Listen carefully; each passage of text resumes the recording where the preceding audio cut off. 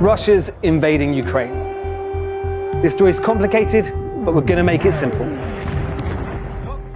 Ukraine is the biggest country in Europe and home to 44 million people. It's right next to Russia and used to be part of the Soviet Union. Like many former Soviet states, Ukraine has a lot of Russian speakers, and some regions of the country have people who would like to break away from Ukraine and join Russia. In 2014, Russia invaded one of those regions, the Crimea. According to Vladimir Putin, Crimea has been part of Russia for the last 8 years, but most other countries disagree and say that Russia has been illegally occupying the region.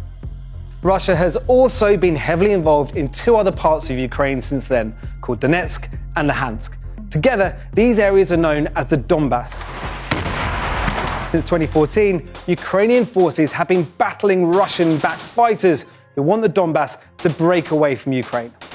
Despite denying it in the past, Russia has recently stopped trying to hide its involvement in the region. Vladimir Putin said in December that Russian speakers in Donbass are facing genocide at the hands of the Ukrainian government, but there is no evidence of this. In recent months, Russia has moved 150,000 troops around Ukraine's borders, along with tanks and artillery. Russia said it was protecting itself, but Western countries warned it was preparing for invasion. And that's exactly what Russia did this week. In an angry TV address, Vladimir Putin said that the 2 Donbass regions were actually independent republics, that they weren't legitimate parts of Ukraine. Украина для нас это не просто соседняя страна. Это неотъемлемая часть нашей собственной истории, культуры, духовного пространства.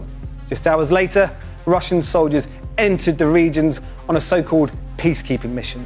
Since then, Western countries, including the US and UK, have tried to warn Russia not to invade Ukraine further.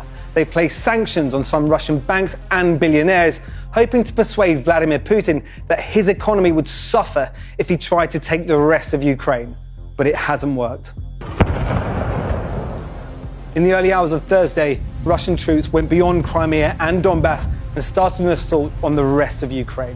The decision has been condemned around the world. Boris Johnson described it as a catastrophe for our continent.